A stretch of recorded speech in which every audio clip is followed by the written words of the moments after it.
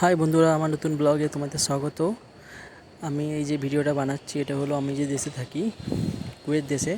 সেই দেশেতে এটা হচ্ছে ঐতিহ্যবাহী একটি নৌকা, যেটা কোনো সময় এরা নিয়ে নদীতে মাছ ধরতে যেত বা কোনো ভ্রমণ করতো।